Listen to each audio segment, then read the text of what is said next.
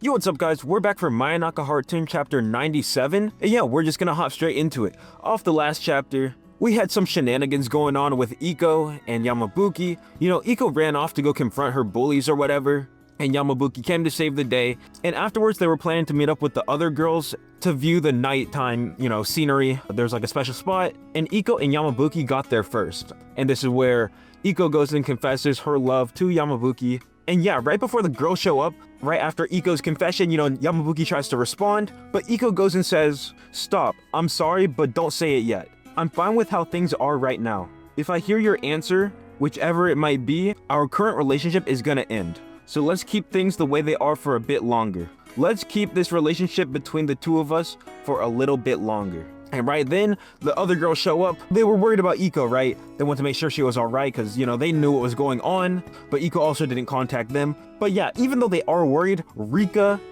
she's not having it. She's like, "Why are you hugging him right now?" Nene goes one-on-one with Yamabuki and thanks him specifically. This is showing a little bit of Nene's kind of tsundere character. I don't know, it's not really for me. Whatever. But yeah, basically in the end, everyone is happy, right? Everyone's a winner. They get to take a photo together and they got to sneak out. And all the girls got a little alone time with Yamabuki, and Ikoo isn't like completely mentally distraught. So yeah, whatever. They're about to take this photo. And what happens is Ikoo goes and grabs Yamabuki's shoulder and saying, "Oh, first come, first serve," right? They're about to take a photo and, he only has 2 arms, right? So one girl can be on one side, the one girl can be on the other side. If there's 4 girls, not everyone can be right next to him. So yeah, Ikoo takes the first spot. Rika and Shinobu are like a little embarrassed or whatever, or flustered, whatever you want to call it. They're talking to each other saying, "Oh, well, who's the other person who's going to be standing next to Yamabuki?" And right as they say that, Nene goes, snatches the other shoulder, and she kind of pokes fun at Rika a little bit.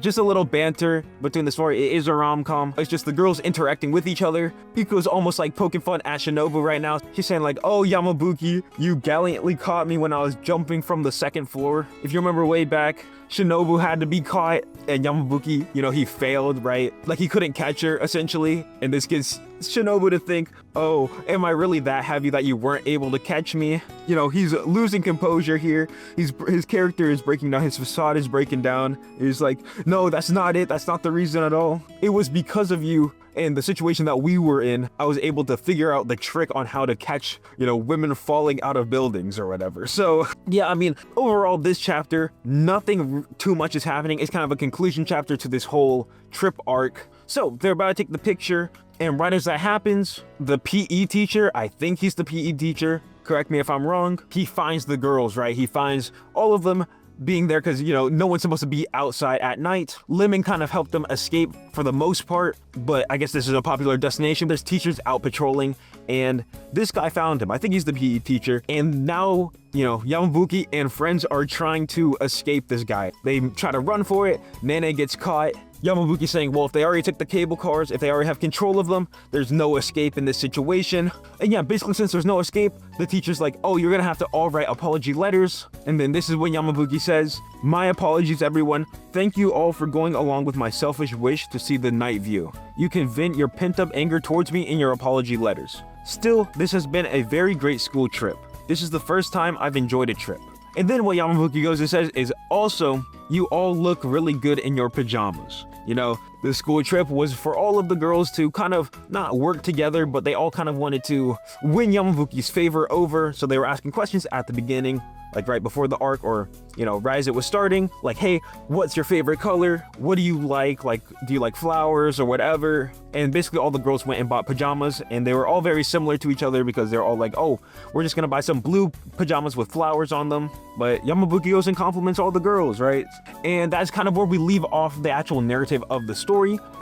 After this, it's night, and who do we see? We see Apollo. Apollo is why Yamabuki is doing all the things he's doing, right? He came to the school, he's looking for Apollo, and one of the girls is supposedly Apollo, but they're hiding it from all the other girls. Yamabuki is in love with Apollo, but says, "I can't meet you right now because I need to help these other girls like achieve their dreams." He doesn't know who it is. It could be any of them. We don't know as the readers yet who it is either. But yeah, she's like a little broadcast live streamer, and she opens up her broadcast, right? She starts talking and she says, "Are you listening? Of course you aren't when it's this late. I just couldn't sleep, so I figured I might as well do a broadcast. Midnight Heartoon is being broadcast from a secondary studio today. So much has happened during the school trip. I wanted to get closer to you, but there was just no time for that. I actually wanted to take this opportunity to ask you about something directly. I've been too scared to ask you all this time. You came to Furien High to look for me, right? I want to know why. Actually, never mind. I'm too scared to find out. Anyway, the night view sure was lovely. Oh, by the way, do you know the name of the observation platform? You're always so close and yet so far. But today, just like the platform's name, you were so radiant and so close. I could scoop you up with my hands. And that is the end of the chapter. The chapter's title is Scooping Up Stars. The platform's name kind of signifies, oh, this is a place where you can scoop up stars. It is a fitting chapter title. From what Apollo's saying, I'm kind of thinking Apollo might not be Ikoo, because she's saying, oh, I haven't gotten to talk to you or I haven't got that close to you during this trip, right? You know, the only girl who really got, like, in any sense closer to Yamabuki was Ikoo during this trip. I'm not sure anything could really be happening. Maybe it still could be Ikoo and she was just thinking, oh, this doesn't really count as getting super close with him because all the other girls were doing other stuff during the day for the school trip and they were getting time to shine then. This was her time to shine. And the other reason I'm thinking, oh, it could still be Ikoo is because of the last arc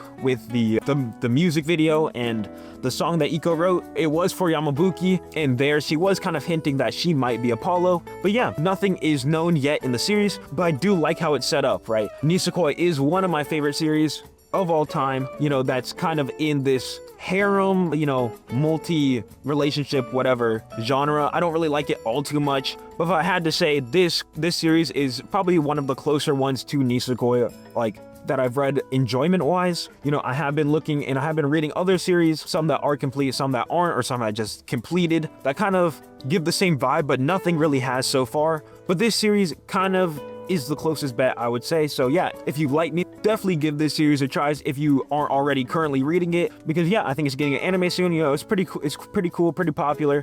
Oh, and last thing I want to say is, no, if you came for the Rent-A-Girlfriend stuff, bro, I'm not covering it this week. I'm sorry. 403 is just, I don't know what I can talk about, to be honest with you. It's just gonna be a predictions video for what happens next chapter. Rent-A-Girlfriend is just devious. It's just so devious, I can't cover it. But yeah, that's really about it. So I'll see y'all.